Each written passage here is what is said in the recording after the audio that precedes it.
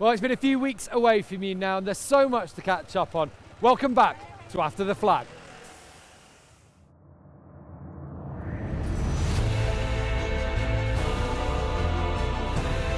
Welcome to After the Flag from Magellan. This is After the Flag from Brno-Silverstone. Come on, guys, come on!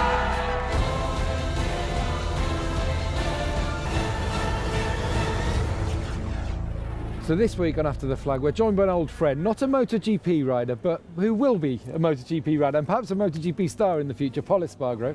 Thanks very much for joining us, Paul, here this week on After the Flag.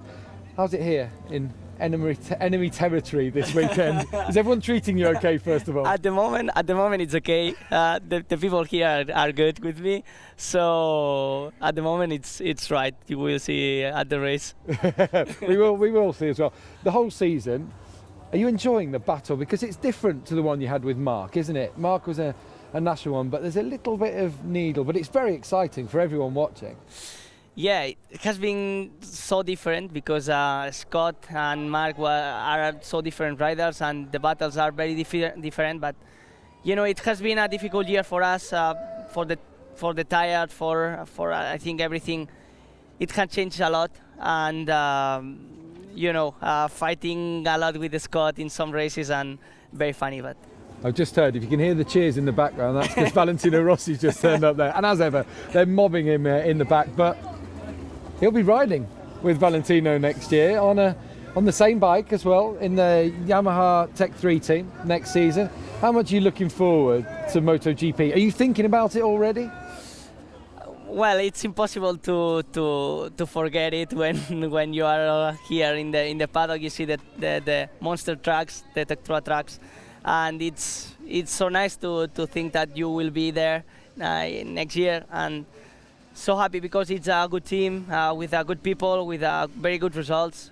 Cal is going so good this year, so I think better than possible. Yeah, definitely, and you have MotoGP standard riders like Valentino Rossi, and I bet as well MotoGP standard partying, because Paul, you enjoy a party, you like a good time. Do you reckon it's a different level up in MotoGP? Well, if it's monster party, it's perfect, it's good. You always get some good monster girls at the monster party, that kind of thing. There are monster girls, but you know. Hey, sorry boys. Hey, sorry. What are you saying? What's this candidate here? Yeah, no, you're getting all excited about Rossi and everything else, parties, but about hey, monster girls. That's why he's here now. When I was your age, and that was in the mid-70s, we had some real parties then, and they were led by a certain legend, Barry Sheene. There's a special celebration here for him. It's 10 years ago since he passed away. Not only was he a great motorcycle racer, boy, was he a party goer. And some ways I wish that guys of your age could have been about then, because you'd have learnt a lot, I can promise you. But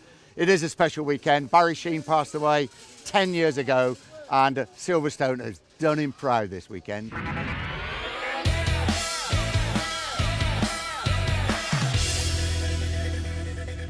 10 years since the passing of the late, great Barry Sheene, the British Grand Prix hosted a tribute parade to honour one of Britain's most popular and successful motorcycle racers, one of the most successful sportsmen. The parade features several of Barry's family, former teammate and rivals, riding a selection of the bikes that the two-time 500cc world champion rode. Steve Parish was out there, his great friend. His son, Freddie, rode. Paul Smart, his brother-in-law. Randy Mamola, of course, had many great battles with Barry Sheene. And Sydney Sheene, his daughter, was also attending. Talked about when Barry Sheene is talked about is fantastic and humbling. You know, I think the memories of Barry, you know, obviously I got to meet him once or twice and was a fantastic guy, you know, someone you know, to idolise and look up to. You know, he's been the best British rider ever, and I really, you know, like to hear the stories from the older riders about Barry. So it's nice to be able to hear them and have something to look up to. I'd shared many stories with his friend Steve Parish, and told me a lot about Barry. So, and just before he died, I managed to get to meet him not so long before he died. So that was a big highlight for me. But yeah, it was a sad time, but he's obviously remembered very well in motorsport and around the world.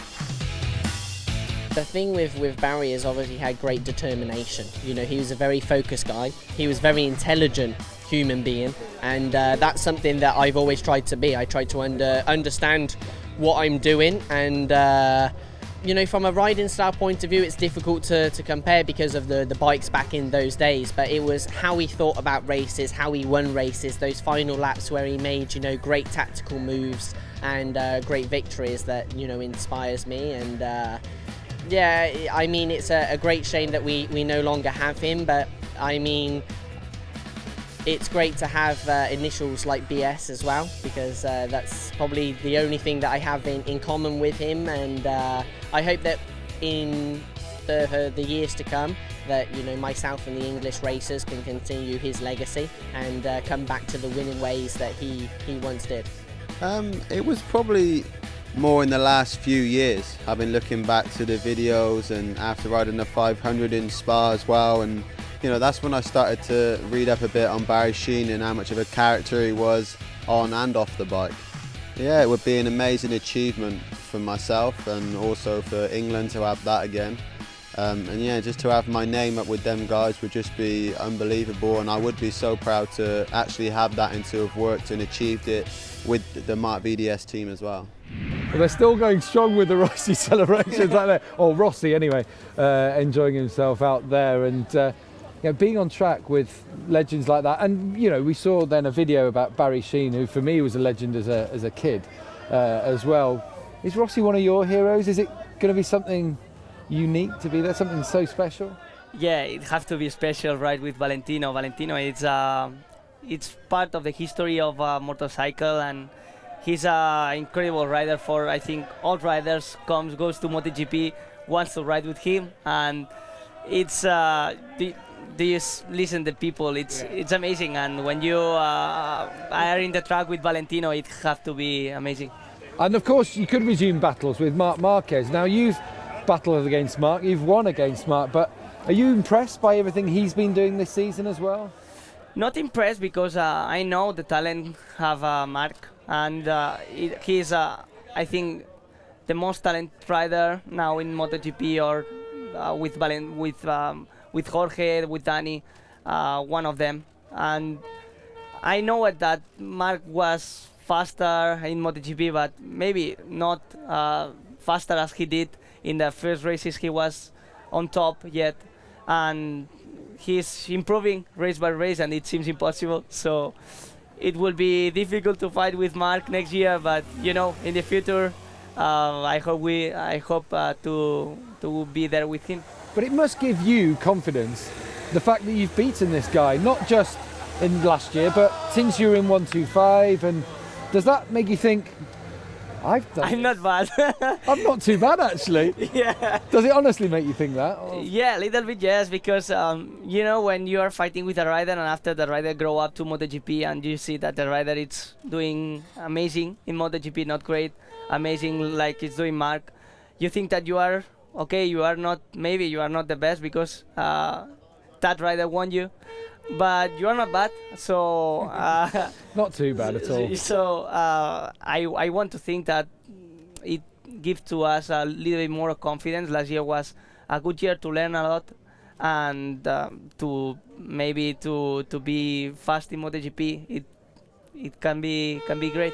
Well, we'll find out next year where the Pol is. We wish you best for the rest of the season. Good luck in your battles in Moto2, and of course for the future in MotoGP as well. Let's see how the current guys got on though in the last 3 races we had here in MotoGP at Indianapolis-Brno and here in Silverstone. So a very good afternoon to you from Indianapolis. 25 points up for grabs today, but don't forget we got Brno next week, Silverstone the week after, 75 points. It's a crucial 2 weeks of the 2013 MotoGP season. Not a great start from Marc Marquez from pole position. It's Lorenzo who gets away best. Oh, and Pedrosa gets very close to Marquez going down into turn 1. He's extremely close. Here comes Marquez trying to go through on the inside of Lorenzo, and he has done it. He's managed it. Lorenzo, can he fight back through on Marquez? He's not been able to. Marc Marquez has hit the front once more. Cal Crutchlow has squeezed his way through. And Bautista, who almost collects Rossi as well as he flicks it back left, but Crutchlow back into 4th place. Oh, out they come. This is where the Honda just seems to have the edge coming down the straight. Dani Pedrosa right in the slipstream. He pulls out. He's alongside Lorenzo. He's up into 2nd place.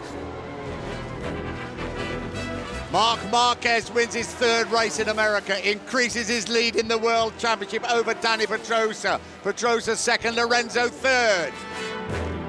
And it's going to be Valentino Rossi who's made a move on Crutchlow as they drive down towards the line. Rossi is going to take 4th place. Marquez closing all the time on Lorenzo. Here he comes through at turn 3. Favourite overtaking spot here at Brno. Lorenzo's going to hold the bike on the outside on Marquez. He's going to try and put the hammer down in between the 2 corners to stay in front of Marquez. Now Marquez will have the drive.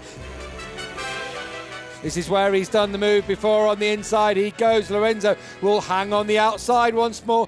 For one point I'm disappointed because I do my best. Like in Indy, I do everything okay, the start, the first lap, the constant pace, but then if you push the maximum every corner and you cannot win, then you feel a little bit disappointed. But also for the other part, I feel proud of myself because I'm doing everything the best I can. 4 in a row for Marc Marquez. Stunning stuff once more from the rookie. He's won here in Brno from Dani Pedrosa in 2nd place. Lorenzo, a passenger, really in 3rd. He's doing the business. He really is the real deal. At the Silverstone circuit in England. Front row, Marquez, Lorenzo and Crutchlow. Lights out. Lorenzo gets a great start from the 2nd row. He recently has become the whole shot king, and he's done it again up into the lead. And Rossi up into 3rd place on the inside of Cal Crutchlow. You saw Marquez trying to just get as much squirt as he could out of that section. Oh, Rossi has gone through on Bautista.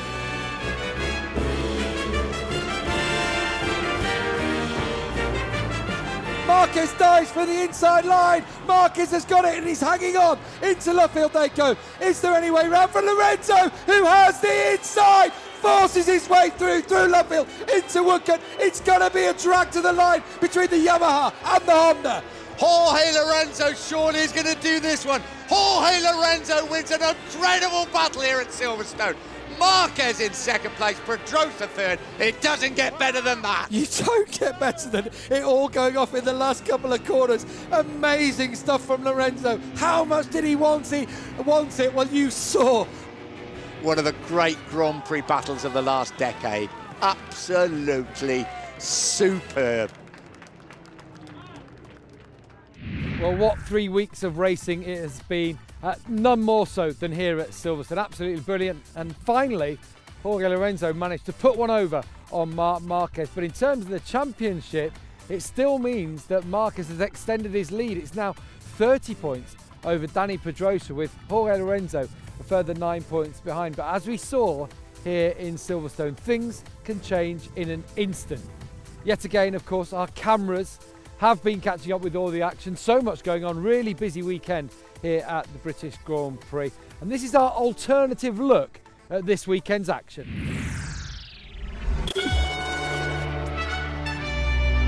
Here we are on the final lap of the British Grand Prix. Marc Marquez is last of the late breakers and squeezes down the inside of Brooklands.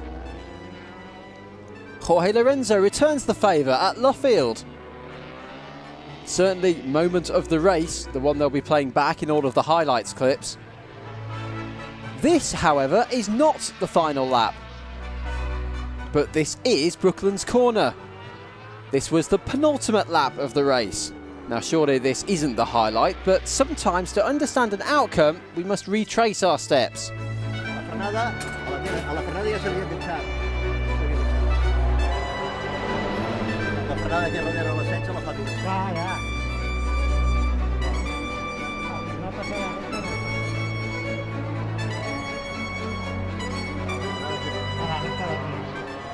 And it was while they were at Brooklands on that final lap that Juanito Llança, Lorenzo's longtime friend and trusted mechanic, climbed the pit wall to witness what he thought would be his man crossing the line in second place. and for that reason a silence befalls us. But the shouts and screams from the gantry, a movement of the picture as the cameraman tries to fathom out what's going on, and then a magnificent surprise as the first thing to appear around Woodcote is a flash of blue. The reactions speak for themselves, whether they be in Italian, Spanish or Japanese.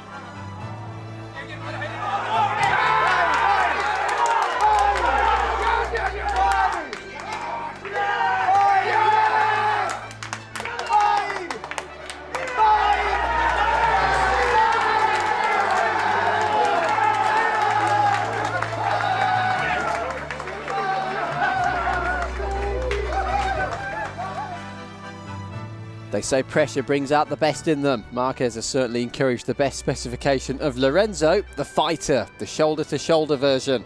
And the best part of all of this is when they enjoy it, and so do we.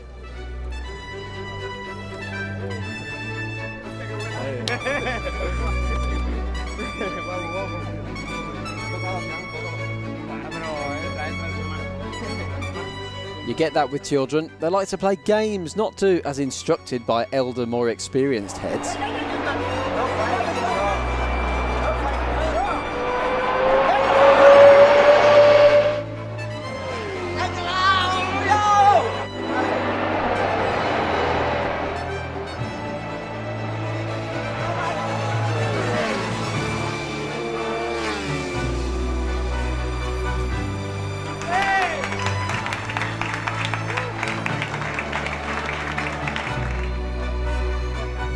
We'd all seen those heavy braking moments.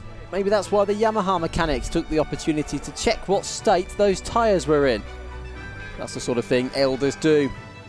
The kids, they'd rather have a laugh.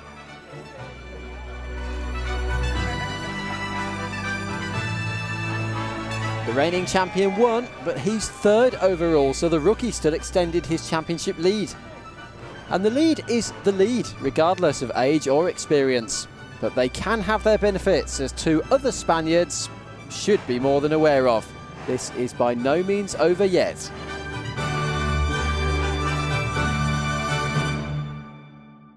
Well, that's all from this episode of After the Flag. We'll be back with you after the San Marino and Rimini Riviera Grand Prix. But it's time for us to go now because I want to go home. We'll see you later on. Take care. Might take me some time.